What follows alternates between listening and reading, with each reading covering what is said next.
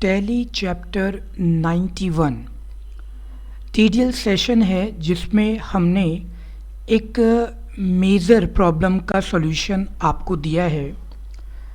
Voucher में entry करने के दौरान कई बार ऐसा होता है कि आपके जो एम्प्लॉयज़ होते हैं, वर्कर्स होते हैं, कंप्यूटर ऑपरेटर्स होते हैं, वो प्रोडक्ट को कभी कम रेट पर गलती से बेच देते हैं या जानबूझ करके भी होता है। सारी पॉसिबिलिटी देखी जाती है। तो गलती से या जानबूझ करके उसे कम रेट पर बेच दिया गया या गलती से और जानबूझ करके उसे ज़्यादा रेट पर बेच दिया गया और कस्टमर को बिल बना के दे दिया गया और बाद में अमाउंट को मॉडिफाई कर दिया गया। तो हमने आज स्टॉक आइटम पर पहले से ही मिनिमम और मैक्सिमम प्राइस सेट कर दिया है। 99% कोड आपको मेरे ब्लॉग में मिल जाएगा। डिस्क्रिप्शन बॉक्स में उसका लिंक है, मेरे ब्लॉग से आप कॉपी करके पेस्ट कर लीजिएगा। लेकिन 2-3 चीज़ें जो आपके नीड के अकॉर्डिंग बदलने हैं वो मैं आपको समझा देता हूँ, वो कैसे आप बदलेंगे। पहले तो स्टॉक आइटम आप क्रिएट करते हैं। तो जब आप स्टॉक आइटम क्रिएट करेंगे तो वहाँ पर 2 खास चीज़ें आपको दिखाई देने वाली हैं। एक मिनिमम सेलिंग प्राइस आप देख पा रहे हैं और एक आप देख पा रहे हैं मैक्सिमम सेलिंग प्राइस।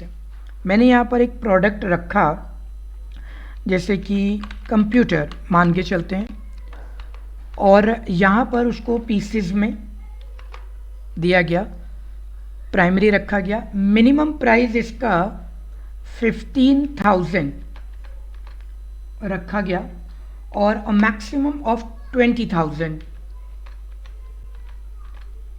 अब देखिए ये आपकी नीड के अकॉर्डिंग है कि क्या वाकई में आपको मिनिमम प्राइस सेट करना है या नहीं करना है, मैक्सिमम प्राइस सेट करना है या नहीं करना है। ये दोनों चीज़ें आप ही के कंट्रोल में है। लेकिन जो लोग शेयर मार्केट का काम करते हैं, ट्रेडिंग करते हैं शेयर्स में, तो उनको पता है कि अपर बैंड और लोअर बैंड, अपर सर्किट और लोअर सर्किट होता है कि प्राइस इससे ज़्यादा नहीं होगा, इससे कम नहीं होगा और बढ़ाया नहीं जाता। मतलब एक जगह फिक्स होता है कि एनी हाउ अपर सर्किट लग गया तो लग गया, बढ़ेगा नहीं। कुछ स्टॉक्स में अपर सर्किट चेंज भी हो जाते हैं। तो चलिए, यहाँ पर ट्रेडिंग नहीं बताई जा रही, आपको बताया जा रहा है कि मिनिमम और मैक्सिमम का प्राइस आप सेट कर देते हैं प्रोडक्ट पे। अब जो एंट्री होगी वाउचर में, पहले मैं इसको परचेज कर लेता हूँ, कैश में परचेज कर देता हूँ। अगर आपने मेरे पुराने लेसन चैप्टर नंबर 77 से लेके 90 नहीं देखे हैं तो स्टेप बाय स्टेप उनको देखिए, वो आपके लिए काफ़ी हेल्पफुल होंगे। प्रोडक्ट कंप्यूटर, और यहाँ पर 10 प्रोडक्ट लिए गए जिसका जो परचेज कॉस्ट है हमारा वो है 14,000। मतलब 1,000 रुपये का मार्जिन तो हम लेकर के ही चलेंगे। ठीक है, ये हमें ध्यान रखना है इसके लिए। ठीक है, या आपको लगता है नहीं 15,000 रुपये रखना है तो आप 15,000 रख दीजिए। 15,000 रुपीज़ पर रखा गया और इससे कम तो जा ही नहीं सकता क्योंकि हमारा परचेज कॉस्ट 15,000 है और मिनिमम सेलिंग प्राइस भी हमारा 15,000 दिया गया है। एक्सेप्ट करा देते हैं, वाउचर पर चलते हैं और सेल्स करने की कोशिश करते हैं। अब ऐसी सिचुएशन में 2 बातें होंगी। वो बातें क्या होंगी कि एक तो ये आपको सेल रिस्ट्रिक्ट कर देगा, ये आपको मना कर देगा, यहीं अटक जाएगा। एक पीस 14,000 रुपये, और अब आप जितनी बार भी एंटर प्रेस करेंगे ये आगे बढ़ेगा नहीं। तो आप ऐसा कर सकते हैं। लेकिन ये ना कन्फ्यूज़न वाली सिचुएशन है।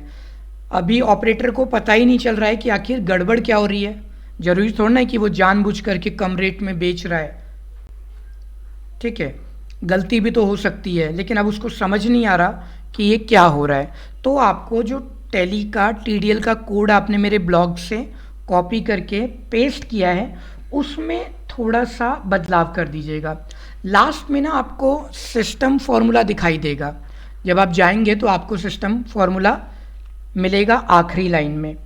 उस आखिरी लाइन पे आप क्या करना, एक एरर मैसेज शो करा दो, ठीक है। अब एरर मैसेज शो कराने के लिए आपको कोड में बदलाव करना पड़ेगा, ठीक है। जैसे कि नॉट वैलिड, ठीक है, प्राइस रेंज। अगर वो मेरे प्राइस रेंज के अकॉर्डिंग नहीं है तो वहाँ पर मैंने क्या किया कि अगर मैं यहाँ कुछ भी लिख देता हूँ तो भी चलेगा, अगर ब्लैंक इन्वर्टेड कॉमा डाल देता हूँ तो भी चलेगा। अच्छा, कंफ्यूज मत होइएगा, पूरा कोड मैंने ऑलरेडी यहाँ पर टाइप किया है और मेरे पर तो रिफ्रेश टीडीएल का भी बटन बना हुआ है। आपको सिर्फ छोटा ही कोड दिखा रहा हूँ मैं ताकि आप कंफ्यूज ना हो। सेव करता हूँ इसको मैं और टीडीएल पर चलते हैं और यहाँ पर रिफ्रेश कर देते हैं F5, ठीक है। तो F5 करने के लिए मुझे गेटवे ऑफ टैली पर जाना है क्योंकि मैंने रिफ्रेश टीडीएल के लिए F5 बटन एलोकेट कर रखा है, असाइन कर रखा है।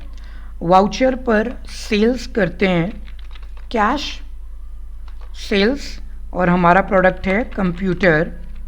तो मैंने इसको एक पीस सेल करने की कोशिश की 14,000 में, तो नीचे एरर मैसेज का डायलॉग बॉक्स आ गया क्योंकि मैसेज आपने अभी तक लिखा ही नहीं है। तो आपको यहाँ पर एक एरर मैसेज लिखना पड़ेगा। तो मैं एरर मैसेज लिख देता हूँ जिससे समझ आ जाए।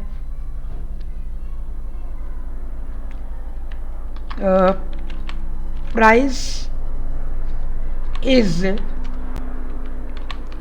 डिफरेंट देन मिनिमम और मैक्सिमम रेट। ओके, इतना मैसेज हमने इसको शो कराया। कंट्रोल एस सेव कर देते हैं और टैली पर जाके एक बार रिफ्रेश करते हैं। यहाँ से क्लिक करके भी चलेगा। वाउचर पर गए, कैश में एंट्री, और यहाँ पर हमने कंप्यूटर की एंट्री करनी शुरू कर दी। अब ये जो कंप्यूटर है हमारा, इसको हमने एक पीस सेल करना है और उसको मैंने करना है आपका 14,000 रुपये फॉर एग्जांपल। तो यहाँ नीचे एक एरर मैसेज है। अब जब तक ये प्राइस 15 से 20,000 के बैंड में नहीं आएगा तब तक ये आगे नहीं बढ़ेगा। बैक स्पेस दीजिए, कंट्रोल एंटर कीजिए और यहाँ से प्राइस में बदलाव भी किया जा सकता है या उसको चेक किया जा सकता है कि आखिर हमने मिनिमम मैक्सिमम कितना सेट कर रखा है, ठीक है। तो यहाँ से आप इसको डिफाइन कर सकते हैं, मॉडिफाई कर सकते हैं। मैंने इसका रेट चेंज किया, इसको मैं 18,000 रुपये की एंट्री कर देता हूँ, एक्सेप्ट। एक प्रोडक्ट मेरा मोबाइल फ़ोन है जिसको मैंने ऑलरेडी बना दिया है, नेगेटिव स्टॉक है क्योंकि उसको परचेज़ नहीं किया गया, कोई बात नहीं। और उसको मैंने 12,000 रुपये में सेल करने की कोशिश की और उसने उसे ब्लॉक कर दिया। कंट्रोल एंटर, और यहाँ पर वो कहता है जी 5,000 से लेके 10,000 रुपये की रेंज है आपके प्रोडक्ट के minimum to maximum. So I have mentioned here 8,000 and now the entry got accepted. तो ये छोटे छोटे बदलाव आप इस पर कर सकते हैं एंड ये कोड आप ब्लॉग से ले लीजिए, इंटरेस्टिंग है। और कोई भी प्रॉब्लम होती है तो कमेंट बॉक्स में कमेंट करके आप मुझसे पूछ सकते हैं, मैं आपकी मदद कर दूंगा इस चीज़ के लिए। तो चैप्टर 91 कंप्लीट हुआ, 92 की ओर बढ़ते हैं।